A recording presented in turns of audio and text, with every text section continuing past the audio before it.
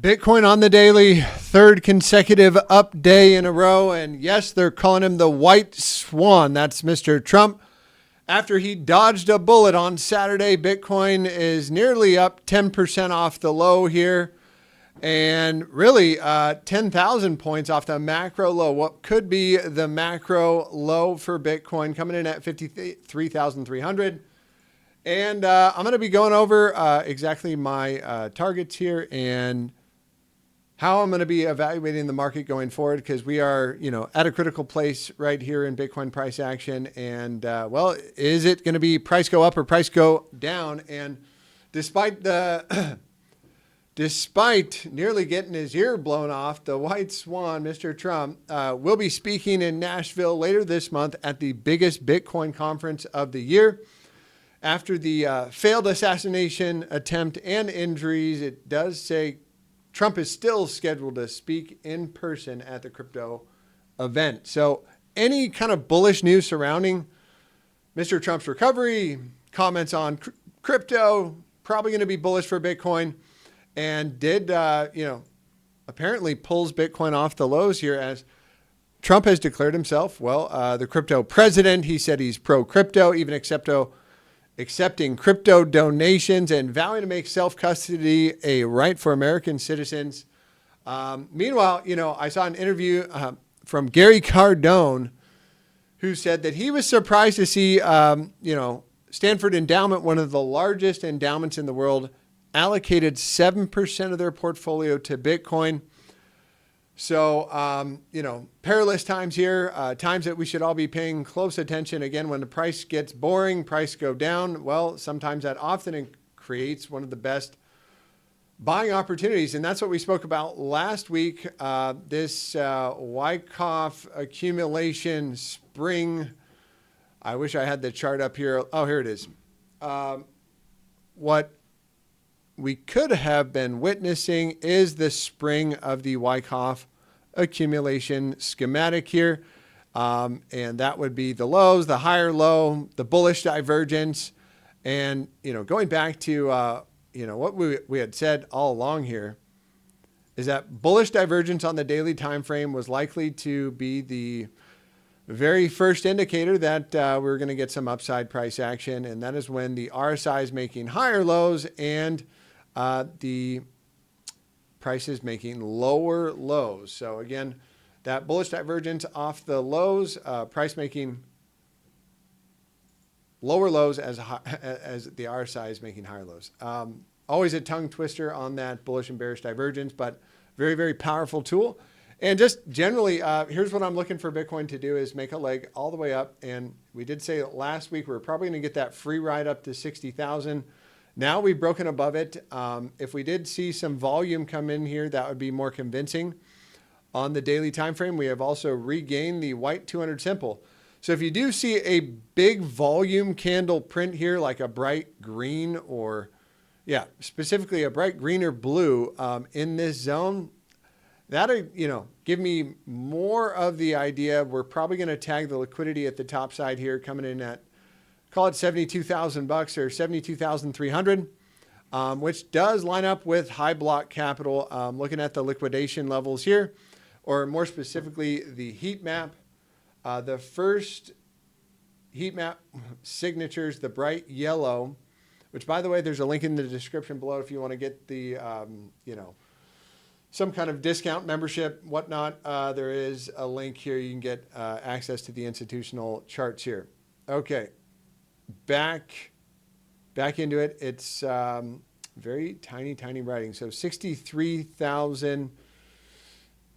I just turned $140 into $1,300 over the last 2 weeks. Yes, it's possible in the land of cryptocurrency. My name is Chris Mitchell. I am the CEO of Crypt Courses. And I'm bringing you this video because I'm going to give you some really good information on how to buy, sell, and trade digital currency. Now, you've probably heard about a lot of people making a lot of money in crypto, but you don't feel safe or intelligent enough to make the investment. That's why I created Bitcoin 101, how to stack sats using technical analysis. It's the crypto trader's dream to starting your crypto journey. It's absolutely free. All you gotta do is click on the link in the description below and we will get you your free guide today. Sorry, 67,300. 67,300 is where this heat map is coming in. And then above there is likely to be the next leg higher, back up to the $72,000 pivot, which is pretty light. And there is a ball liquidity down here, still down at 54,000. And, you know, we're not out of the woods yet. And one of the things I noticed this morning was the CME futures gap. I would say it looks like a professional gap up to me at the moment. But we, you know, the CMEs are the ones is what is, had me a little bit more on the bearish side as the 5-day volatility signature, you know, kind of just, well, we're still on the lows for CMEs and we'll cross up above 67,700. So back above 67,700 on the 5-day time frame, which if we do close this 5-day anywhere above this high volume candle, this will look like a macro low, and likely set the price, you know, in motion for some upside action. And, you know, the bears are about to get squeezed pretty hard. That's a point for the bulls there. The daily time frame. So again, we got this gap coming in here. You know what the theory is behind the gaps. They like to get filled. So as long as price doesn't start closing back below this gap here on CMEs, generally expecting a, you know, a glide onwards and upwards to about 67,500. That probably going to be in line with your 618, 786. Right in the middle of the sand there, right in the middle of the sand. So one more throwback down is not out of the woods yet. And another higher low would look good. In fact, we were hoping for a little bit more downside, and, you know, the market isn't going to go straight down. And with the Trump swan event here at the end of the year and stock market making new all-time highs, generally any bullish news on Trump getting elected, which I think he's pretty much got it in the bag now, is going to be bullish for markets. You know, the market likes when Trump's in office. They think he's going to make good financial decisions for the stock market, for Bitcoin, for the economy in general. Trump in office, they're pricing it in. You know, they're pricing it in. Checking in on Ethereum, TP1 and TP2 targets are there, and TP3 at the top there. A bunch of the trades firing off in the Discord there. They're before I forget, we're partnering with Blowfin. No KYC if you want to start some trading and join our community. Blowfin is one of our preferred exchanges out here. And that was the last show of the day, guys. I think Ethereum, again, let's take a look at the ETH Bitcoin chart to give us an idea on where we are at. And we need to come out of this range with a resolution to the upside for ETH to continue onwards and upwards, in my opinion, or at least to outperform Bitcoin, which, if we look at the stochastic, is pointed to the upside. We've got low volatility seeming to bounce off the trend lines here. And generally, as long as momentum is to the upside here, you'd expect this to, you know, continue onwards and upwards. More specifically, as long as we don't close below here with volume, below that 200 simple, Ethereum's looking good here and looking even better here for Mr. ETH.